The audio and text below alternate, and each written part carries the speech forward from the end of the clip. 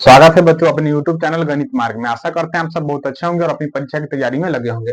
आज जो है हम लोग उड़ान सीरीज का जो आगे का टॉपिक है वो द्विघात समीकरण है, जो अपने आप में बहुत ही बड़ा स्थान रखता है 10वां बोर्ड में, मतलब क्लास 10th के बिहार बोर्ड में या कोई भी अदर बोर्ड हो। समझिए, इससे कम से कम 12 से 15 नंबर के क्वेश्चन एग्जाम में आते हैं, तो आपके लिए बहुत ही महत्वपूर्ण है। हम लोग जो है जिसके द्विघात समीकरण के महत्वपूर्ण टॉपिक को समझेंगे और इसको इतना अच्छा है समझेंगे कि फिर हमें कभी रिवीजन करने की जरूरत नहीं पड़े। जिससे हम लोग इसके पहचान को समझेंगे, पहचानेंगे कैसे कि द्विघात समीकरण है, इसके व्यापक रूप को समझेंगे, इसके मूलों की प्रकृति को समझेंगे और जितने भी सूत्र है उसको समझेंगे। बाद बाकी ये गुणनखंड है, पूर्णवर्ग विधि, द्विघात सूत्र है, ये जो है हम लोग इससे क्वेश्चन बनाना कल सीखेंगे और बहुत ही अच्छे तरीके से सीखेंगे। तो आप आज का भी वीडियो देखिए, कल का भी वीडियो देखिएगा। ज्यादा देर का वीडियो नहीं होगा, बहुत ही कम समय का वीडियो होगा।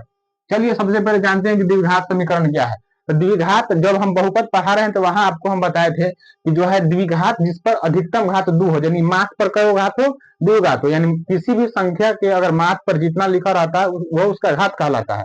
यानी कि मास पर जितना सिंह, जैसे हम बताए थे उसमें नहीं, अगर पता है आपको बहुपद नहीं आता है तो आप जाके वहां पर देख सकते हैं। यानी द्विघात कहने का से कि जितना मास पर घात, अचर राशि के मास पर जितना घात वही कहलाता है द्विघात।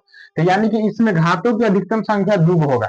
द्विघात समीकरण किसे कहेंगे? तो वैसा समीकरण है जिसमें घातों की अधिकतम संख्या 2 होगा। जैसे बहुपद भी जो था उससे में यही था, बस बहुपद में बराबर में 0 नहीं लगता था, इसमें बराबर में 0 लगता है। तो पहचान कैसे, पहचान कैसे होगा? तो यहाँ ध्यान रखिएगा, पहचान के लिए इसका अधिकतम घात जो होगा, अधिकतम घात 2 होगा। इसका अधिकतम घात क्या होगा? 2 होगा इसका अधिकतम घात। जैसे कि देखते हैं व्यापक रूप क्या होगा इसका। इसका जो व्यापक रूप होता है वो होता है ax square plus bx plus c बराबर में 0। अगर बहुपद रहता तो बराबर में 0 नहीं रहता। ये क्या होता है इसका?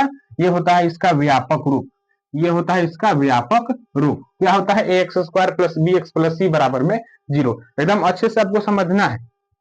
देखिए, जहां a का मान जो है, a का मान वो 0 नहीं होना चाहिए। क्यों? अगर a का मान ये 0 होगा तो समझिए 0 ही खत्म।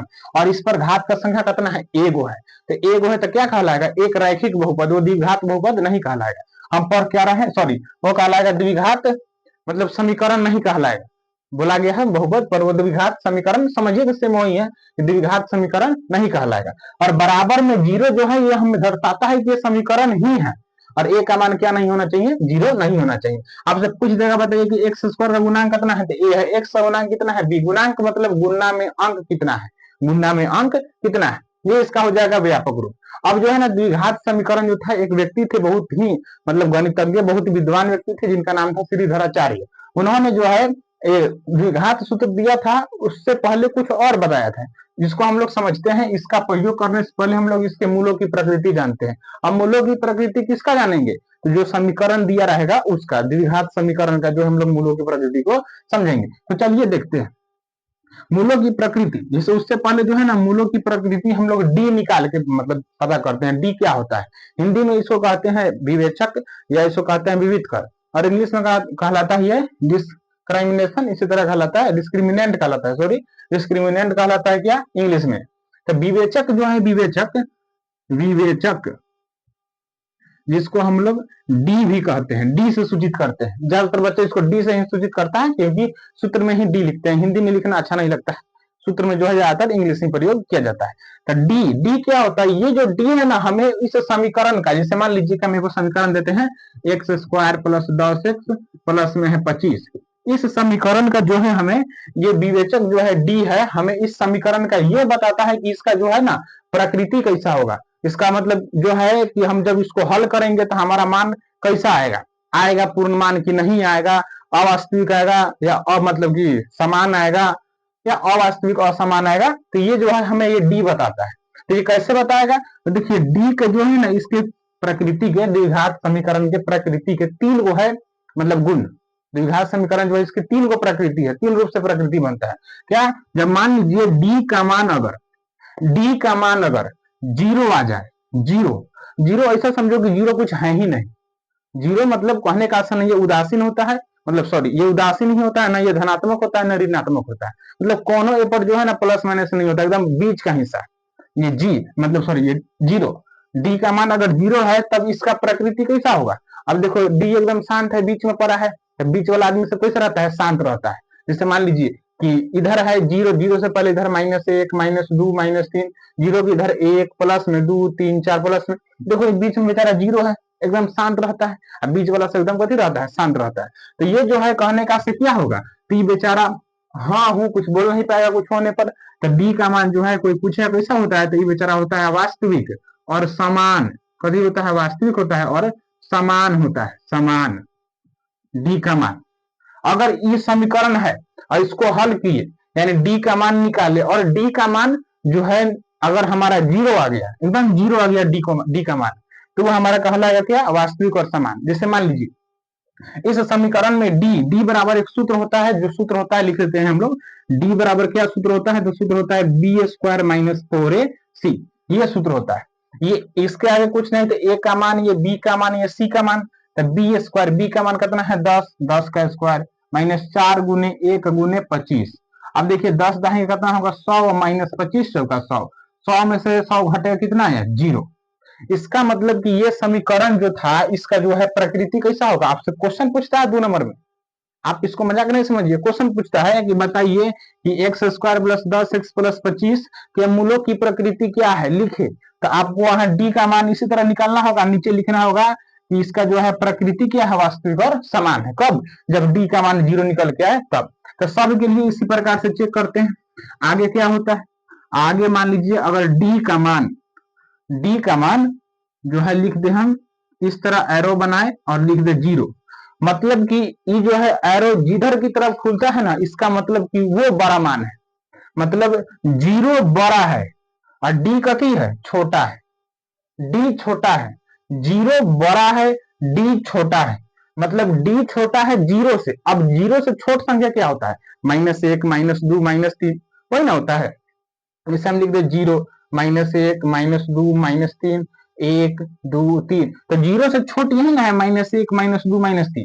तो ये देखिए जीरो से जो है छोट है कौन, डी।